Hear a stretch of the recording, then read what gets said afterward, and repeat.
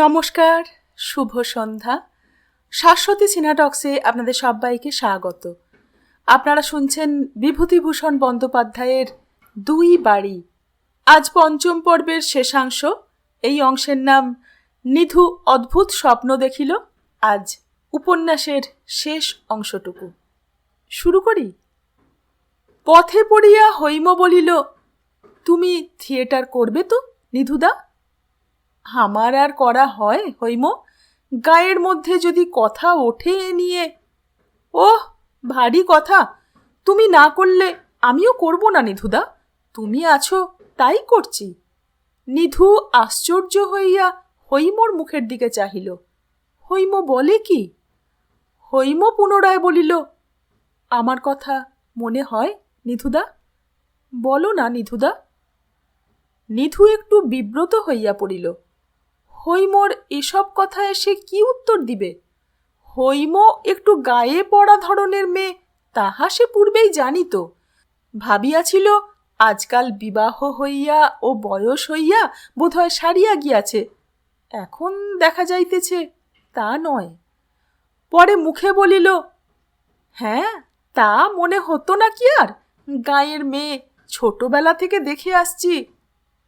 আজ সন্ধেবেলা আমাদের বাড়ি এসো না কেন নিধুদা? ওখানে চা খাবে, বেশ গল্প করা যাবে এখন। আমি চা তো খাই নে হৈম। তাছাড়া সন্ধেবেলা মঞ্জুদের বাড়ির থিয়েটার সম্বন্ধে হেস্ত নেস্ত একটা করে ফেলতে হবে। যাই কি করে? কাল আসবে? না, ও কাল তো তুমি চলেই যাবে। কাল দিনটা নাইবা গেলে নিধুদা? কি বিপদ! ইহার এত জোর আসিল কোথা হইতে? নিধু বলিল, না গেলে চলে হৈম? কত দরকারি কেস সব হাতে রয়েছে, যেতেই হবে। হৈম অভিমানের সুরে বলিল, আমার কথা রাখবে কেন? মঞ্জুর কথা হতো তো রাখতে। আচ্ছা, সামনের শনিবার এসে তোমাদের ওখানে যাব হৈম। হৈম হাসিয়া নিধুর দিকে চাহিয়া বলিল, ঠিক যাবে তো? তাহলে কথা রইল কিন্তু। এ গায়ে এসে আমার মন মোটে টেকে না নিধুদা। মোটে মিশবার মানুষ নেই। আমি চিরকাল গোয়ারি স্কুলে থেকে পড়েছি জানো তো। আমি গায়ে এসে যেন হাঁপিয়ে উঠি। একটু আমোদ নেই, আহ্লাদ নেই, অমন একটা লোক নেই যার সঙ্গে দুদণ্ড কথা বলে সুখ হয়। তবুও মঞ্জুরা এসেছিল। ওরা শহরের মেয়ে, আমোদ করতে জানে। ওই বলছে থিয়েটার করবে। আমার ওতে ভারী উৎসাহ। সময়টা তো বেশ কাটবে। তাই আমি। তুমি থাকো, আমার বেশ ভালো লাগে। হৈম নিধুর দিকে অপাঙ্গ দৃষ্টিতে চাহিয়া হাসিয়া ফেলিল। বলিল, সত্যি কিন্তু আসবে সামনের শনিবারের নিধুদা? আমার মাথার দিব্যি। সেদিন কিন্তু আমাদের বাড়িতে চা খাবে। চা আমি খাই নে হৈম। চা না খাও, খাবার খেও, আর আমরা গল্প করব। ঠিক রইল কিন্তু। থিয়েটার তাহলে তুমি করবে? কিন্তু জগ ঠাকুরুন কি বলেছে আজ মার কাছে, শুনেছ তো? বলুক গে, আমি ওসব মানি নে। আমার শ্বশুর বাড়ি তেমন নয়, কেউ কিছু বলবে না। সে তুমি বোঝো। আমার কানে কথাটা উঠেছে যখন, তোমাদের কাছে আমার বলা উচিত। মঞ্জুদের কেউ কোনো দোষ ধরবে না, কেননা ওরা হলো বড় লোক। ওরা এখানে থাকবেও না। ওদের কে কি করবে? আমারও কেউ কিছু করতে পারবে না। জীবনে দুদিন আমোদ করব না, আহ্লাদ করব না, মুখ বুজিয়ে বসে থাকবো এই অজ পাড়া গায়ের মধ্যে, সে আমার দ্বারা হবে না। আচ্ছা, তুমি এসো হৈম। কোথায় যাবে এখন? মঞ্জুদের বাড়ি? না, বেলা হয়েছে, এখন বাড়ি যাব। ও বেলা যাবে ওখানে? তাহলে আমিও আসি। নিধু মনে মনে বিরক্ত হইলেও বলিল, তার এখন কিছু ঠিক নেই।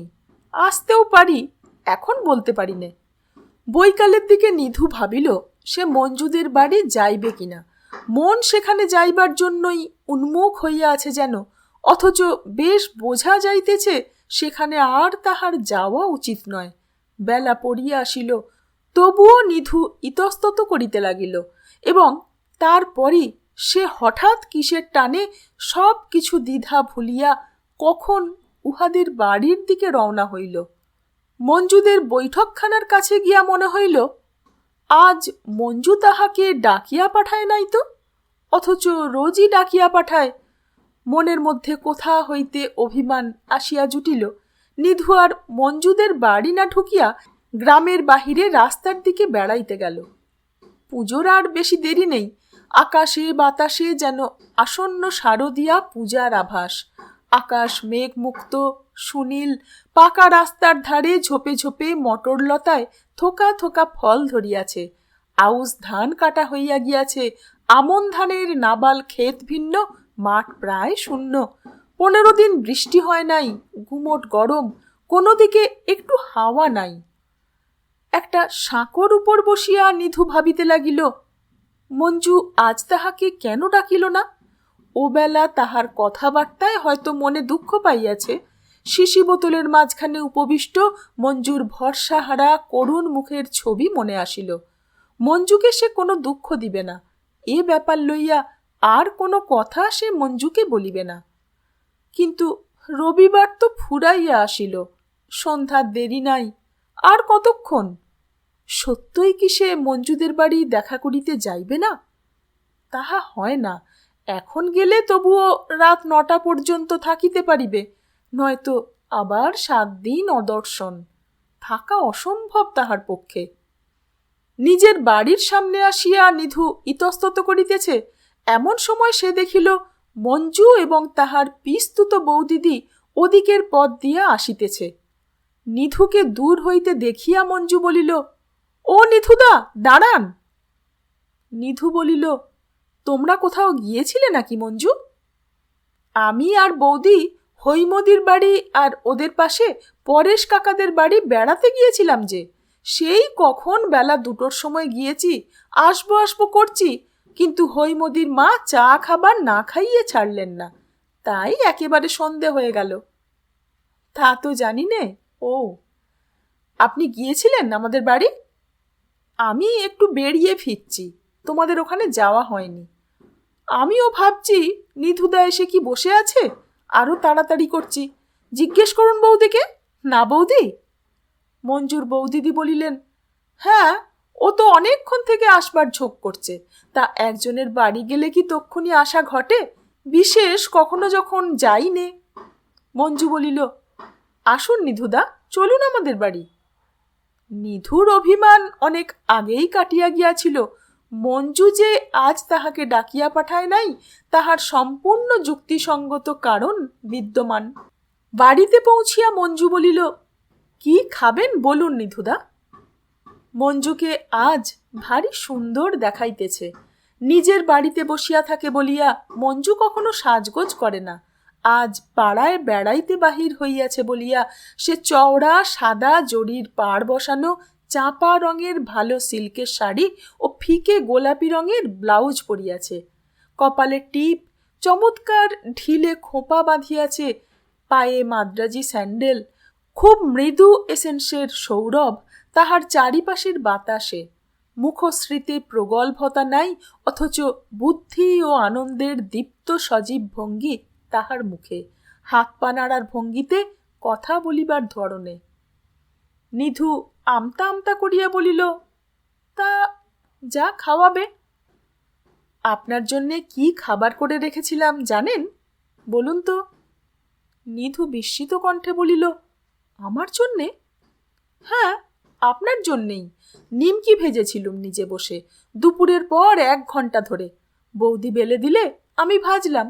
গরম গরম দেব বলে আপনাকে ডাকতে পাঠাচ্ছি নির্পেনকে, এমন সময় হৈমদির মা, হৈমদি সবাই এলেন ওদের বাড়ি নিয়ে যেতে।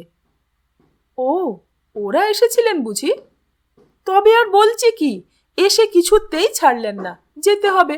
মা বললেন, তবে তুই যা, আমি নিধুকে ডেকে খাওয়াবো এখন। আমি বললাম, তা হবে না মা, আমি ফিরে এসে ডেকে পাঠাবো। এত কথা কিছুই জানি নে আমি। কি করে জানবেন? একবার ভাবলাম আপনাদের বাড়ি হয়ে যাই, কিন্তু ওরা সব ছিলেন। হৈমদি কিন্তু বলেছিল। কি বলেছিল হৈম? হৈমদি বললে নিধুদাকে ডেকে নিয়ে গেলে হতো, ওর মা বারণ করলেন। হৈমর মা বারণ করে ঠিকই করেছেন। হৈম শহরে বাজারে কাটিয়েছে, পাড়াগাঁয়ের ব্যাপার ও কিছু বোঝে না। মেয়েরা যাচ্ছে বেড়াতে, তার মধ্যে একজন পুরুষ মানুষ সঙ্গে যাওয়া, লোকে কি বলবে?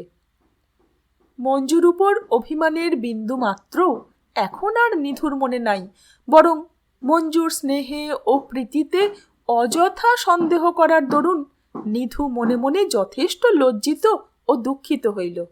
মঞ্জু বলিল, বসুন, নিমকি নিয়ে আসি গরম করে, ঠান্ডা হয়ে গেছে, খেতে পারবেন না। শোনো শোনো, অত শত করে কাজ নেই, যা আছে তাই ভালো। মঞ্জু কিন্তু কিছুক্ষণ বিলম্ব করিয়াই গরম গরম নিমকি আনিয়া দিল নিধুকে। বলিল, আমার ভারী মন খারাপ হয়ে গিয়েছিল নিধুদা আপনাকে না খাওয়াতে পেরে। ভাবলাম সন্ধে হয়ে গেল, আপনার সঙ্গে আর কখনই বা দেখা হবে, সকালে উঠে তো চলেই যাবেন। নিধু হাসিয়া বলিল, সত্যি বলতে গেলে আমার রাগ হয়েছিল তোমার ওপর। কেন, কি অপরাধ হলো? রোজ বিকেলে ডাকতে পাঠাও, আজ কেউ গেল না ডাকতে, আমি বড় রাস্তার দিকে বেড়াতে বার হলাম। মঞ্জু ভ্রু কুঞ্চিত করিয়া বলিল, ওইখানে আপনার দোষ, আমাদের পর ভাবেন কি না, তাই না ডাকলে আসেন না। সেজন্য নয় মঞ্জু, তোমরা বড় লোক, যখন তখন ঢুকতে ভয় করে। ওই ধরনের কথা শুনলে আমার কষ্ট হয়, বলেছি না। মঞ্জু, তুমি আমায় ক্ষমা করো, ও বেলা তোমার মনে বড় কষ্ট দিয়েছি, চোখের জল ফেলিয়েছি, সেই থেকে আমার মন মোটেই ভালো নেই। তুমি ছিলে কোথায় আর আমি ছিলাম কোথায়, এতদিন তোমার নামও জানতাম না, কিন্তু আলাপ হয়ে পর্যন্ত তোমাকে আর পর বলে মনে হয় না, তাই এমন কথা বলে ফেলি যা হয়তো পরকে বলা যায় না। তুমি জজবাবুর মেয়ে বলে তোমায় সবাই সমীহ করে চলবে, কিন্তু আমি ভাবি ও তো মঞ্জু। মঞ্জু চুপ করিয়া রহিল। সে কিছুক্ষণ যেন আপন মনে কি ভাবিল, পরে ধীরে ধীরে বলিল, কিছু মনে করিনি নিধুদা, আপনিও কিছু মনে করবেন না, ও কথা আর তুলবেন না। তাহার কণ্ঠস্বর ঈষৎ বেদনা ক্লিষ্ট, অল্পক্ষণ পূর্বের সে হালকা সুর আর তাহার কথার মধ্যে নাই। নিধু অন্য কথা পাড়িবার জন্য জিজ্ঞাসা করিল, তাহলে কি প্লে করা ঠিক করলে এবার? মঞ্জু যেন নিধুর প্রশ্ন শুনিতে পাইল না, সে অন্যমনস্ক হইয়া কি ভাবিতেছে। তাহার পর হঠাৎ নিধুর মুখের দিকে ব্যথা ম্লান ডাগর চোখের পূর্ণ দৃষ্টিতে চাহিয়া বলিল, নিধুদা, আমার কথা বিশ্বাস করবেন? কি বলো? আপনার জন্যে আমার মন কেমন করে। আপনি এখান থেকে চলে গেলেই। নিধু কি একটা বলিতে যাইতেছিল, মঞ্জু বাধা দিয়া বলিল, আরও জানেন, 2 শনিবার আপনি আসেননি, ভেবেছিলুম আপনাকে চিঠি লিখে দিই আসবার জন্যে, কিন্তু বাড়ির কেউ সেটা পছন্দ করতো না বলে কিছু করিনি। আমার সৌভাগ্য মঞ্জু, কিন্তু সেই জন্যেই মনে হয় আর তোমার সঙ্গে মেশা উচিত নয় আমার। কিছু ভাববেন না নিধুদা, আমি ছেলে মানুষ নই, কষ্ট করতে পারবো জীবনে, ও জিনিস কষ্টের জন্যেই হয়। আপনি আশীর্বাদ করবেন যেন সহ্য করতে পারি। নিধুর মুখ দিয়া কথা বাহির হইল না। তেঁতুল গাছে সন্ধ্যার অন্ধকারে বাদুর দল ডানা ঝটপট করিতেছিল, সম্মুখে আধার রাত। বাড়ি হইতে ফিরিতে নিধুর দেরি হইয়াছিল। বাসায় তালা ঝুলিতেছে এমন সময় বিনোদ মোহরি আসিয়া বলিল, বাবু, এত দেরি করে ফেললেন, প্রায় 10টা বাজে, কেস আছে। মক্কেল কোথায়? কোর্টের অশ্বত্থ তলায় বসিয়ে রেখেছি, তা আপনি এত বেলা করে ফেললেন। চলো যাই, এজাহার করিয়ে দিতে হবে। হ্যাঁ বাবু, আমি তাহলে যাই, বেহাত হয়ে যাবে। হরিহর নন্দীর দালাল ঘুরছে, আমি ছুটে দেখতে এলাম আপনি এলেন কিনা বাড়ি থেকে। টাকা দেবে? 2 টাকা দেবে কথা হয়েছে। তবে তো ভারী মক্কেল ধরেছ দেখছি, হরিহর নন্দী 2 টাকায় এজাহার করবে? বাবু, 1 টাকাতেও করবে। আপনি জানেন না, সাধনবাবু 8 আনায় করবে, ওই নিরঞ্জন মোক্তার 8 আনায় করবে। আপনার একটু নাম বেরিয়ে গিয়েছে, তাই। আমি যাই বাবু, সামলাই গিয়ে আগে। পথে নিরঞ্জন মোক্তারের সঙ্গে দেখা। নিধু বলিল, শুনেছ হে, মক্কেল একে নেই, তার উপর দালালে বোধহয় ভাঙিয়ে নেয়, তাই ছুটছি। নিরঞ্জন হাসিয়া বলিল, ছুটো না হে, বিনোদ যতটা বলেছে অতটা নয়, কেউ কারো মক্কেল ভাঙায় না ওভাবে। কি করে জানবো? বিনোদ বললে তাই শুনলাম। হরিহর বাবু দালাল লাগিয়ে তোমার আমার 2 টাকার মক্কেল ভাঙিয়ে নেবেন, সে লোক তিনি নন। ছুটো না, হোঁচট খেয়ে পড়ে যাবে, আস্তে আস্তে চলো। না ভাই, বিশ্বাস নেই কিছু, মক্কেল বেহাত হয়ে গেলে তখন কেউ দেখবে না, আমি এগুই। না, মক্কেল ঠিক হাতেই আছে। বিনোদ দাঁত বাহির করিয়া হাসিয়া জানাইল। নিরঞ্জন অল্পক্ষণ পরে কোর্টের প্রাঙ্গণে পৌঁছিয়া বলিল, কি হে, হাঁপাচ্ছ যে, মক্কেল পেলে? হ্যাঁ ভাই, ওসব মুহুরিদের চালাকি, কোথায় যাবে মক্কেল? মুহুরিরা কাজ দেখাচ্ছে তোমার কাছে, নিজের বাহাদুরি করবার সুযোগ কি কেউ ছাড়ে? সাধন মুক্তার দূর হইতে নিধুকে দেখিতে পাইয়া বলিলেন, ও নিধিরাম, বাড়ি থেকে এলে কখন? ভালো সব? শোনো। কি বলুন সাধনবাবু? ওহে, ইন্টারভিউ লিস্টে তোমার নাম উঠেছে দেখলাম যে, কে নাম দিলে হে? তা তো জানি নে, তবে আমার মনে হয় সাব ডেপুটি বাবু, উনি এসডিওকে বলে করিয়েছেন। বেশ বেশ, দেখে খুশি হলাম। বেলা 3টার সময় নিরঞ্জন গোপনে নিধুকে বলিল, একটা কথা আছে, বেরুবার সময় আমার সঙ্গে একা যাবে, জরুরি কথা, কাউকে সঙ্গে নিও না। কি এমন জরুরি কথা হে?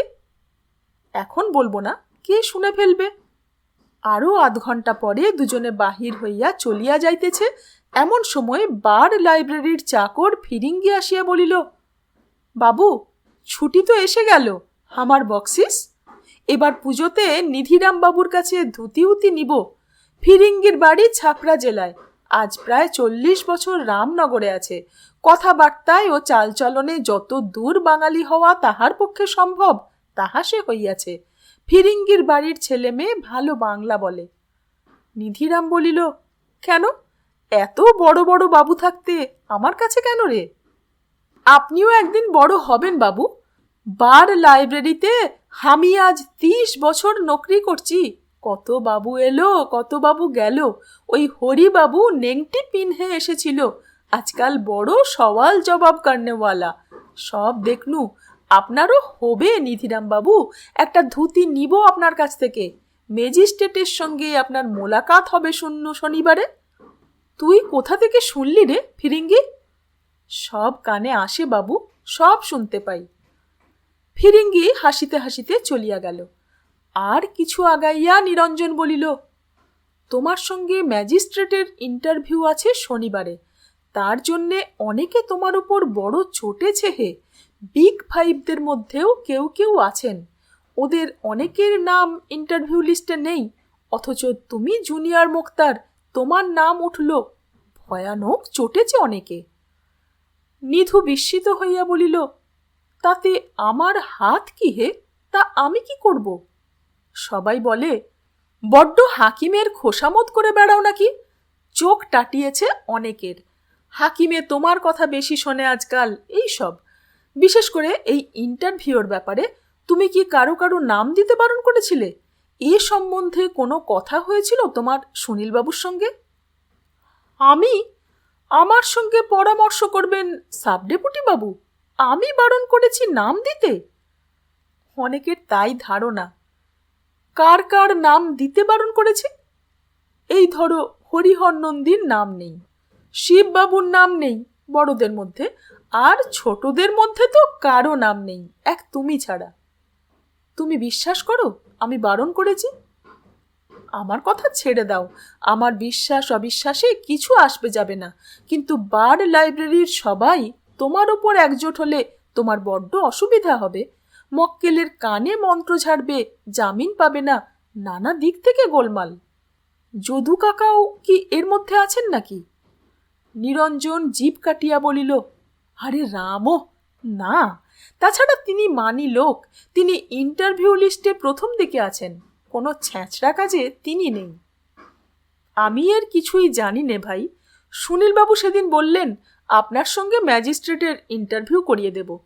আমার ইচ্ছে ছিল না, উনি হাকিম মানুষ, অনুরোধ করলেন, কি করি বলো?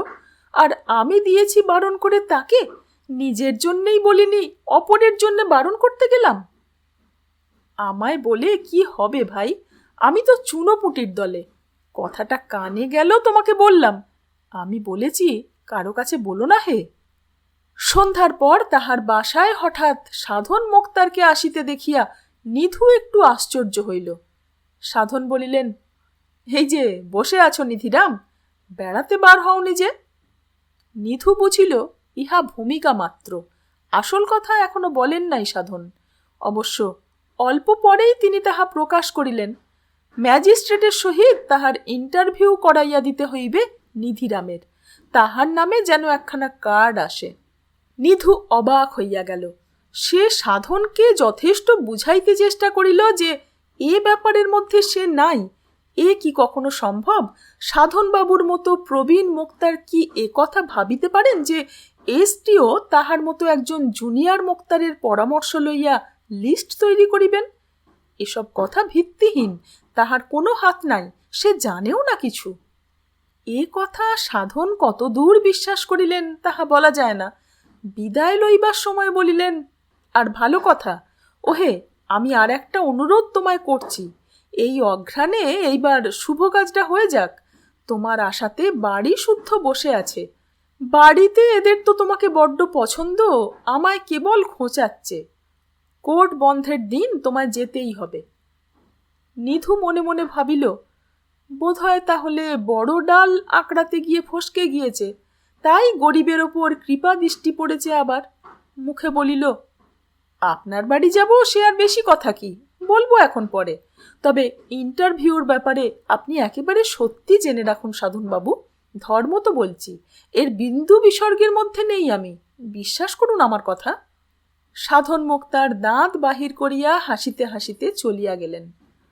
শুক্রবার রাত্রে সাব ডেপুটির চাপরাশি আসিয়া নিধুকে ডাকিয়া লইয়া গেল সকাল সকালই। সুনীলবাবু বলিলেন, খবর সব ভালো? আজ্ঞে হ্যাঁ।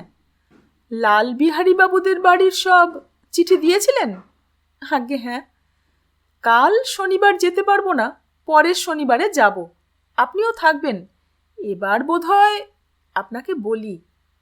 সুনীলবাবু হঠাৎ সলজ্জ কণ্ঠে বলিলেন, বাবা বোধহয় আসবেন রবিবারে, উনিও মেয়ে দেখতে যাবেন। উনি লিখেছেন আপনার শরীর অসুস্থ নাকি? নিধু আড়ষ্ট সুরে বলিল, না, এই আজকাল এই কাজের চাপ ছুটির আগে, তাছাড়া মাঝে মাঝে ম্যালেরিয়াতে ভুগি। একটু গরম চা করে দেবে? ও, আপনি চা খান না, ইয়ে কোকো খাবেন? থাকে, বরং জল এক গ্লাস। হ্যাঁ হ্যাঁ, ওরে বাবুকে এক গ্লাস জল। তারপর শুনুন একটা কথা। আজ্ঞে বলুন। ভদ্রলোকের কাণ্ড, কি করি, সাধনবাবু সেদিন এসেছিলেন ওর বাড়ি আমাকে নিয়ে যেতে, মেয়ে দেখতে। শুনেছেন সে কথা? শোনেননি? না, আপনি গিয়েছিলেন নাকি? যাইনি। আমি ওকে খুলে বললুম কুড়ুলগাছির লালবিহারী বাবুদের সঙ্গে এ নিয়ে কথাবার্তা এগিয়েছে, বোধহয় সেখানেই বাবা নিজে আসছেন মেয়ে দেখতে, এই অবস্থায় অন্যত্র আর। তাই নিধু আগেই আন্দাজ করিয়াছিল সাধন বুড়োর দরদের আসল কারণ। কথাটা নিরঞ্জনকে বলিতে হইবে। ওই একজন সমবয়সী বন্ধু আছে রামনগরে, সুখ দুঃখের কথা যাহার কাছে বলিয়া সুখ পাওয়া যায়, সে বুঝিতে পারে, দরদ দিয়া শোনে। শনিবার ম্যাজিস্ট্রেটের সহিত ইন্টারভিউ পর্ব বেলা 1:30টার মধ্যে মিটিয়া গেল। মহকুমার অনেক বিশিষ্ট লোক উপস্থিত, ভিড়ও খুব। এ যে সময়ের কথা বলা হইতেছে, তৎকালে ম্যাজিস্ট্রেটের সঙ্গে করমর্দন করা সুখ বিরল ও যশ বিরল। পৃথিবীর একটা প্রধান সুখ, একটা প্রধান সম্মান। ম্যাজিস্ট্রেট আহেলা, বিলাতি আইসিএস, নাম রবিনসন, লম্বা বলিষ্ঠ চেহারা, চেহারার দিকে কিছুক্ষণ চাহিয়া থাকিতে ইচ্ছা করে। এসটিও হাসিয়া নিধুকে আগাইয়া দিয়া বলিলেন, বাবু নিধিরাম চৌধুরী মুখটিয়ার। ঠিক পূর্বে সরিয়া গিয়াছেন লোকাল বোর্ডের মেম্বার শশীপদবাবু সাহেব। সহাস্য বদনে হাত বাড়াইয়া দিয়া বলিলেন, গুড আফটারনুন বাবু, so glad to meet you. Nidhu ঘামিয়া উঠিয়াছে। সে হাত বাড়াইয়া ম্যাজিস্ট্রেটের হাতে হাত দিবার সঙ্গে সঙ্গে মাথা নিচু করিয়া সেলাম ঠুকিল। মুখে বলিল, good afternoon sir, your honour.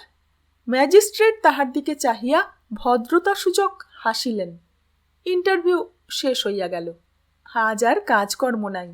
ডাক বাংলা হইতে বাসায় আসিবার পথে নিধু ভাবিয়া ঠিক করিল আজ সে কুড়ুলগাছি যাইবে। যদিও বলিয়া আসিয়াছিল যাইবে না, কিন্তু যখন সকাল সকাল কাজ মিটিয়া গেল তখন আজই এখনই বাহির হইয়া পড়িতে হইবে। সামনের শনিবারে বরং যাইবে না বাড়ি। সুনীলবাবু এবং তাহার বাবা সেদিন মেয়ে দেখিতে যাইবেন। সেদিন তাহার না থাকিলেও কোনো পক্ষের ক্ষতি নাই। আজ শরীরটা কিন্তু সকাল হইতেই ভালো নয়। জ্বর জারি হইতে পারে, সারা গায়ে যেন বেদনা। তবুও বাড়ি আজ তাহার যাওয়া চাই। আজ মঞ্জুকে সে পাইবে পুরনো দিনের মতো। বাড়িতে ভাবি আত্মীয় কুটুম্বেরা ভিড় করিবে না আজ। শরতের রৌদ্র নীল আকাশের পেয়ালা বাহিয়া উপচাইয়া পড়িতেছে।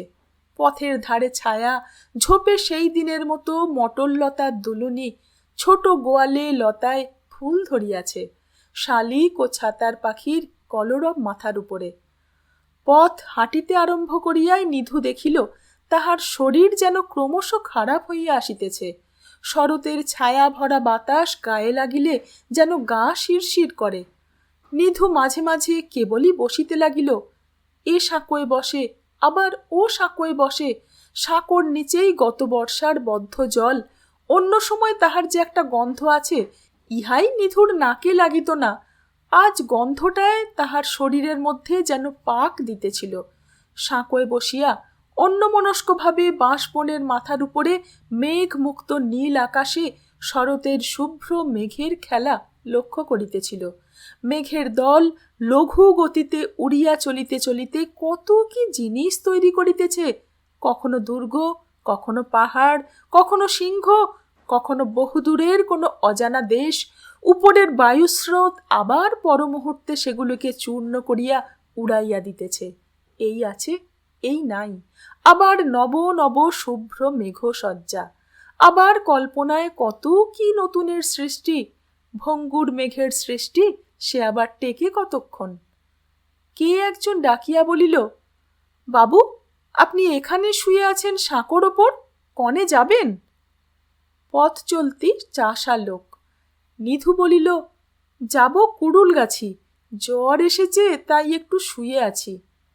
আমি আপনাকে সঙ্গে করে নিয়ে যাবানু, উঠুন আপনি, কতক্ষণ শুয়ে থাকবেন? না বাপু, আমি একটু জিরিয়ে নিলেই আবার ঠিক হাঁটব, তুমি যাও। লোকটা চলিয়া গেল, কিন্তু যাইবার সময় বারবার পিছনে তাহার দিকে চাহিতে চাহিতে গেল। লোকটা ভালো, শরীর ভালো না থাকিলে কিছুই ভালো লাগে না। ম্যাজিস্ট্রেটের সঙ্গে ইন্টারভিউ হইল, কোথায় মন বেশ খুশি হইবে, গায়ে গিয়া গল্প করিবার মতো একটা জিনিস হইল, তা না, সে যেন মনে কোনো দাগই দেয় নাই। কিন্তু এই জ্বরের ঘোরে মঞ্জু যেন কোনো অপার্থিব দেশের দেবী হইয়া তাহার সম্মুখে আসিতেছে। মঞ্জুদের একদিন খাওয়ানো হইল না, পয়সা জমে না হাতে, তা কি করা যায়? সামনের শনিবারে তো বাড়ি যাইবে না, পরের শনিবারে হইবে। আচ্ছা, বার লাইব্রেরির সকলে কি তাহাকে বয়কট করিবে? যদি করে সে তো নিরুপায়, তাহার কোনো দোষ নাই। আর কেউ না জানে, সে তো জানে, সে স্বেচ্ছায় কাহারও অনিষ্ট করিতে যাইবে না। অতি কষ্টে আরও কয়েক মাইল পথ সে অতিক্রম করিল। পথ তাহাকে যে করিয়াই হোক অতিক্রম করিতেই হইবে। এই দীর্ঘ ক্লান্ত পথের ওপ্রান্তে হাস্যমুখী মঞ্জু যেন কোথায় তাহার জন্য অপেক্ষা করিয়া আছে। আজ না গেলে আর তাহার সহিত যেন দেখাই হইবে না। দুদিনের জন্য আসিয়াছিল, আবার বহু বহু দূরে চলিয়া যাইবে। সন্ধ্যার আর দেরি নাই। ওই সন্দেশপুর, সেই মৌলভী সাহেবের পাঠশালা সন্দেশপুর বাঁওড়ের ধারে। বাঁওড়ের বর্ষার জল রাস্তার কিনারা ছুঁইয়াছে। ওদিকে গাছের গুঁড়ির সাঁকোর উপর দিয়া ধান বোঝাই মহিষের গাড়ি পার হইতেছে। আর এতটুকু গেলেই তাহাদের গ্রাম। সন্ধ্যার শাঁখ বাজিবার সঙ্গে সঙ্গেই গ্রামের পথে সে পা দিবে। অমনি মা আগাইয়া আসিয়া বলিবে, হেই যে নিধু এলি বাবা, বলেছিলি আজ যে আসবি নে।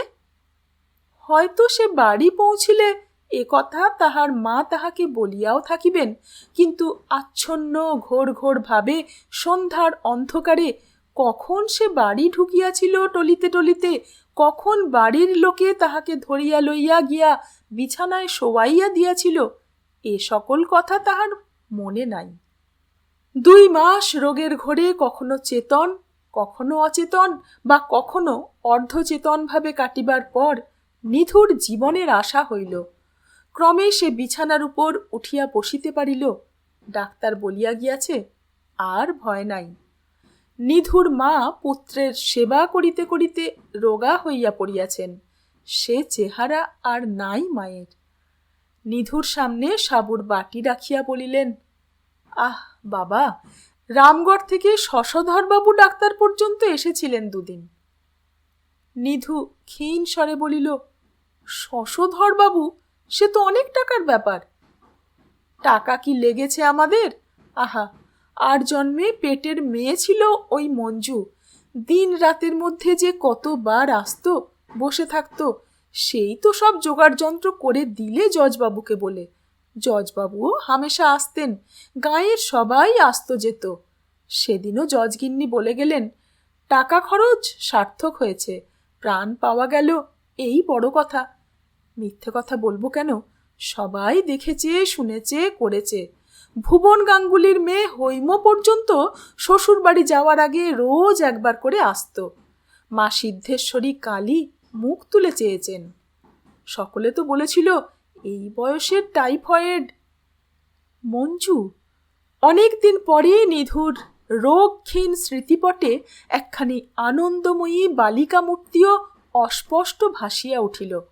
অনেক দিন এ নাম কানে যায় নাই। কঠিন রোগ তাহাকে মৃত্যুর যে ঘনান্ধকার রহস্যের পথে বহু দূর টানিয়া লইয়া গিয়াছিল, হয়তো সে পথের কোথাও কোনো দিন চেতনাহীন মুহূর্তে সে একটি বালিকা কণ্ঠের সহানুভূতি মাখা উৎসুক স্বর শুনিয়া থাকিবে, হয়তো তাহার দয়ালু হস্তের মৃদু পরশ অঙ্গে লাগিয়া থাকিবে। নিধু তাহা চিনিতে পারে নাই, ধারণাও করিতে পারে নাই। সে কিছু বলিবার আগেই তাহার মা বলিলেন, ও শনিবারে যাবার দিনটাতেও মঞ্জু এসে কতক্ষণ বসে রইল। বললে, বাবার ছুটি ফুরিয়ে গেল, তাই যেতে হচ্ছে জ্যাঠাইমা, নইলে নিধুদাকে এভাবে দেখে যেতে কি মন সরে? বাবার কোট খুলবে জগদ্ধাত্রী পুজোর পরে, আর থাকবার জো নেই। চোখের জল ফেললে সেদিন বাছা আমার, একেবারে যেন আমার পেটের মেয়ে। বললাম যে, অমন মেয়ে কি হয় আজকালকার বাজারে? তাই তো বলি। মায়ের বাকি কথা নিধুর কানে গেল না। আরও দিন 15 কাটিয়া গিয়াছে। নিধু এখন লাঠি ধরিয়া সকালে বিকেলে একটু করিয়া বাড়ির কাছের পথে বেড়ায়। মঞ্জুদের বাড়ি তালাবন্ধ, কেহ কোথাও নাই। আগেও তো কেহ ছিল না এ বাড়িতে, কখনো কেহ থাকিত না, এখনো কেহ নাই, ইহাতে নতুন কি আছে? এই শেষ হেমন্তের ঈষৎ শীতল অপরাহ্নগুলিতে আগে আগে ঘন ছোট গোয়ালে লতার জঙ্গলে জজবাবুদের বাড়ির সদর দরজা ঢাকিয়া থাকিত। সে আবাল্য দেখিয়া আসিতেছে। বছরের পর বছর কাটিবার সঙ্গে সঙ্গে সে বন আবার গজাইবে। মধ্যে যে আসিয়াছিল সে তো 2 দিনের স্বপ্ন। ছনু জেলে মাছের ডালা মাথায় করিয়া চলিয়াছে। তাহাকে দেখিয়া বলিল, এই যে দাদা ঠাকুর, আজকাল একটু বল পাচ্ছেন? হ্যাঁ ছনু, ডাক্তার বলেছে একটু বেড়াতে সকাল বিকেল। তা যান, বেলা গিয়েছে, আর ঠান্ডা লাগাবেন না, কার্তিক হিম, আপনার তো পুনর্জন্ম গেল এবার। কপালে ভোগ থাকলে। তাই দাদা ঠাকুর, তাই। কপালই সব। এমন পুজোটা গেল জজবাবুদের বাড়ি, কি খাওয়ান দাওয়ান, আমাদের স্তক হেল ঢেল।